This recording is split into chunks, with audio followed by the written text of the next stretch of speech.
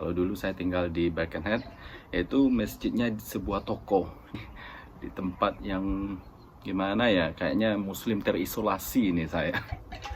Jadi tahun kemarin itu kita bikin sayembara atau semacam challenge bagi non muslim yang mau berpuasa. Kemudian banyak yang bertanya berapa lama di Eropa ini kita puasa. Perdana Menteri Inggris langsung bilang kalau setelah lockdown siapapun yang bekerja mereka akan menggaji 80%.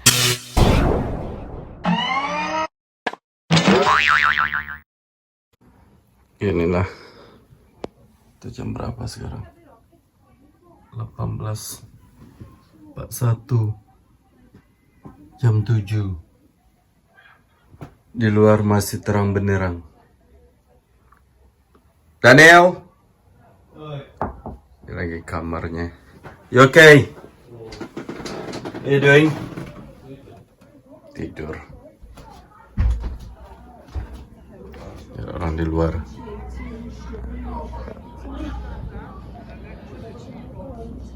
Nggak ada lagi party.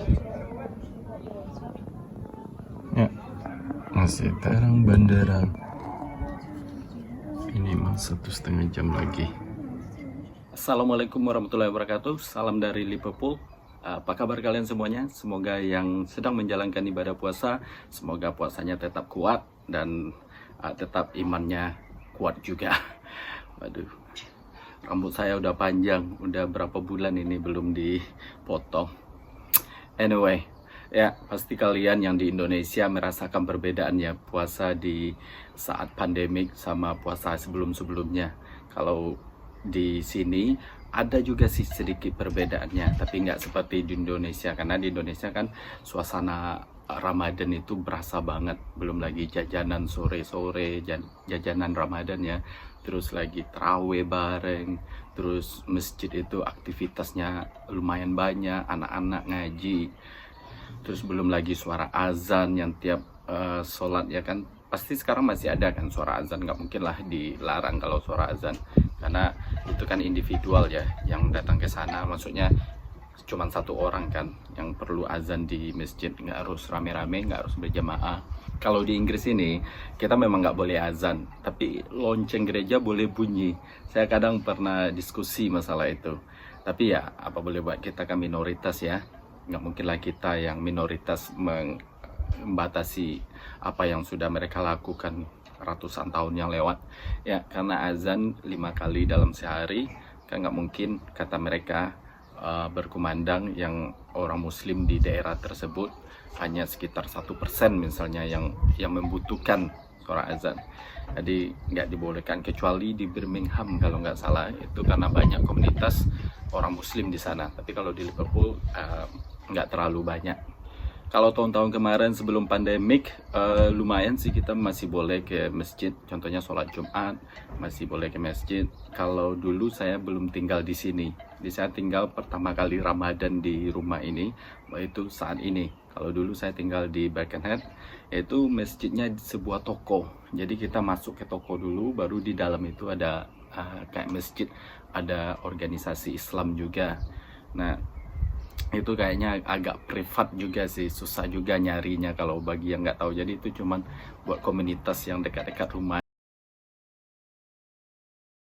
aja, jadi ngomong satu ke yang lain kayak gitu juga. Tapi mereka nggak masalah, rakyat-rakyat sekitar, rakyat lokal nggak masalah kita menjalankan ibadah di sini.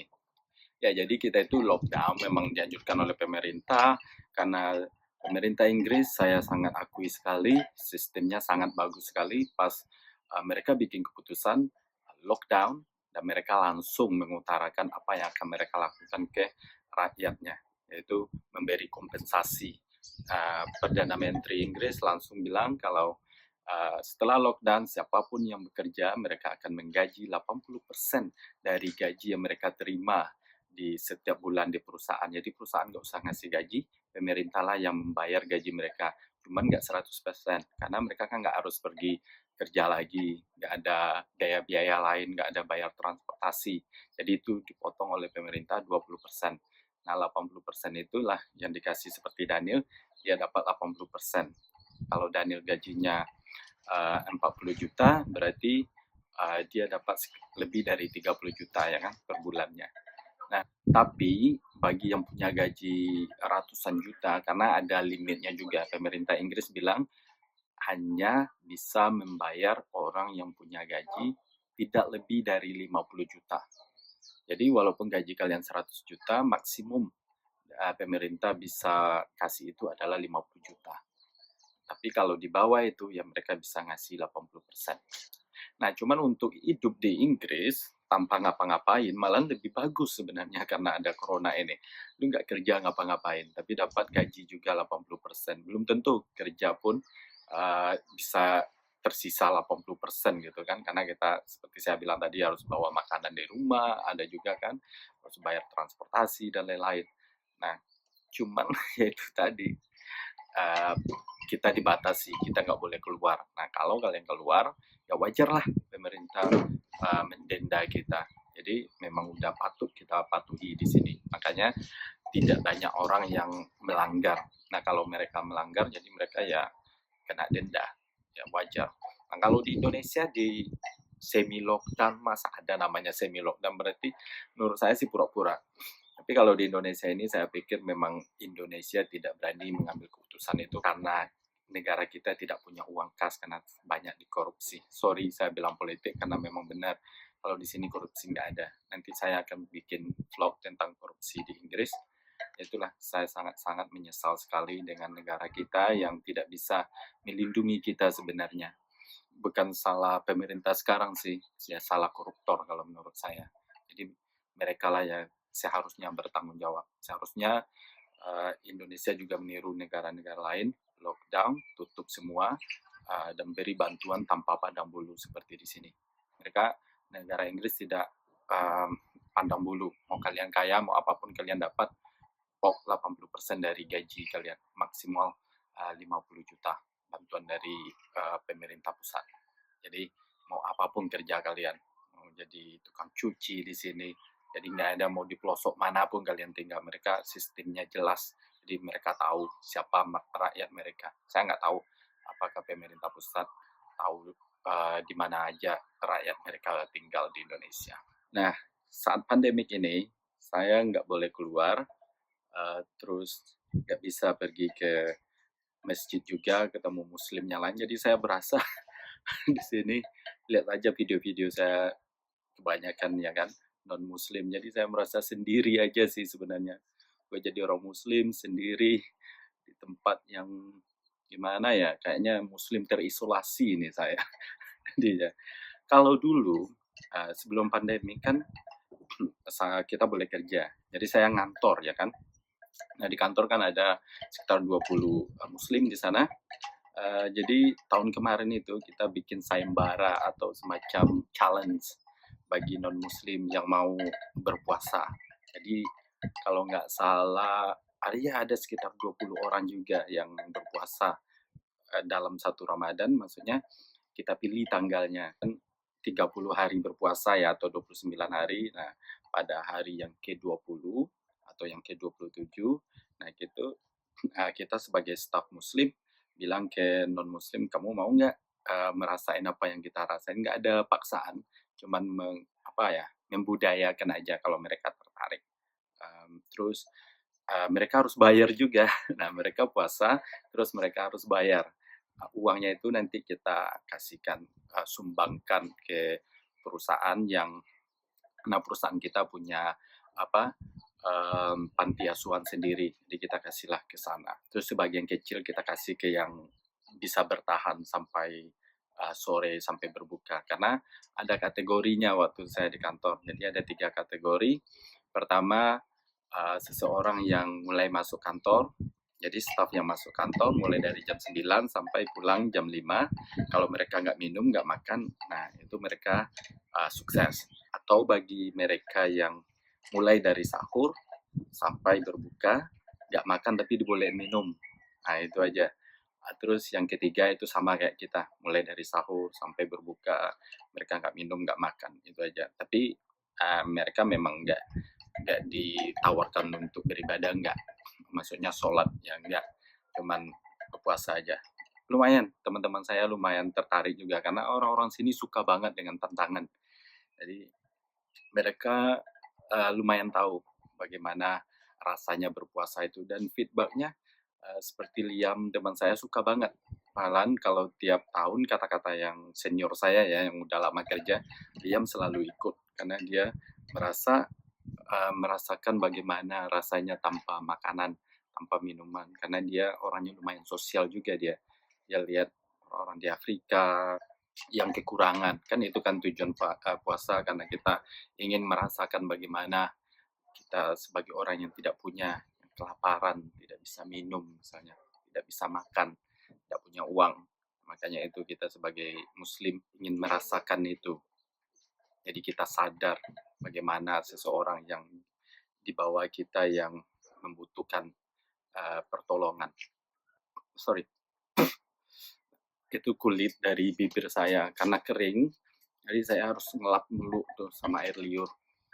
Nah kalau udah kering, biasanya berdarah, jadi saya tarik karena cuaca dingin, jadi suhu kan kering.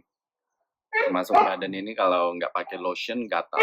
Itu saya ya, mungkin tidak semua orang seperti itu. Tapi bule di sini juga kayak gitu. Kemudian banyak yang bertanya berapa lama di Eropa ini kita puasanya, tergantung negaranya di mana dulu.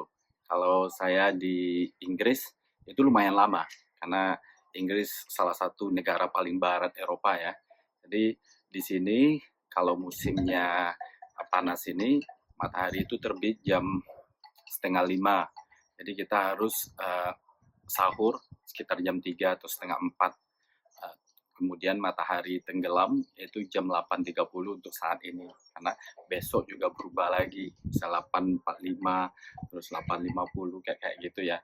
Jadi paling lama itu saya puasa, itu waktu puasa jatuh pada bulan 6, kalau nggak salah beberapa tahun yang lewat, itu sekitar 19 atau 20 jam puasanya. Nah, kalau saya boleh jujur sama kalian waktu itu, saya sih berpuasa, tapi saya pernah minum juga. Cuman saya nggak makan atau nggak batalin, cuma minum aja memang benar-benar kepala ini udah sakit ya, nahan dehidrasi. Jadi saya minum seceguk atau apa itu bahasanya, nggak lebih dari 1 gelas. Habis itu saya lanjut lagi. Ya, terserah sih, terserah Allah yang menilai.